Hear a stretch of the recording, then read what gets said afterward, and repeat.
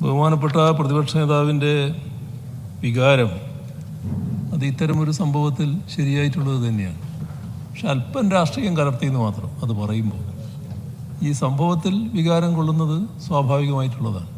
ഞാൻ പറയുന്ന രാഷ്ട്രീയം കലർത്തിയെന്ന് പറയുന്നത് ഈ പറയുന്ന പ്രതിയെ ആരോ സംരക്ഷിക്കുന്നു എന്ന് പറയുന്ന ഭാഗമാണ്. ആരും പ്രതിയെ സംരക്ഷിക്കാൻ തയ്യാറാകില്ല. സംരക്ഷിച്ചാലും പോലീസ് അയാളെ കണ്ടെത്തുകയും ചെയ്യും. അതാണ് എനിക്കതുമായി ബന്ധപ്പെട്ട് പറയാനുള്ളത്. ഇവിടെ സംഭവം എന്താണെന്ന് പറഞ്ഞാൽ അദ്ദേഹം പറഞ്ഞത് ശരിയാണ്. അത് കൂടുതൽ വിശദീകരിക്കാതിരുന്നത് നന്നായി.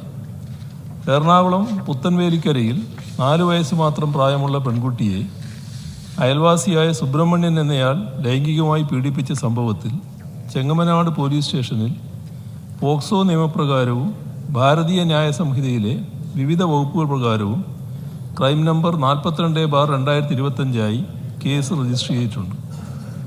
കുട്ടിയെ ആലുവ ജുഡീഷ്യൽ 1ാം ക്ലാസ് മജിസ്ട്രേറ്റിന് മുന്നിൽ ഹാജരാക്കി രഹസ്യമൊഴി രേഖപ്പെടുത്തുകയും അതിൻ്റെ അടിസ്ഥാനത്തിൽ പോക്സോ നിയമത്തിലെ കൂടുതൽ വകുപ്പുകൾ കൂടി ഉൾപ്പെടുത്തി ഊർജിതമായ അന്വേഷണം നടത്തി വരികയാണ്.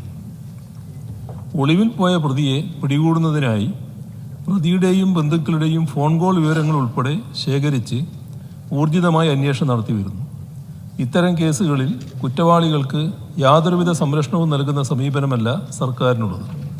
ഈ കേസിൻ്റെ കാര്യത്തിലും കുറ്റവാളിയെ കണ്ടെത്തി നിയമത്തിന് മുൻപിൽ കൊണ്ടുവന്ന് പരമാവധി ശിക്ഷ ഉറപ്പാക്കുന്നതാണ്.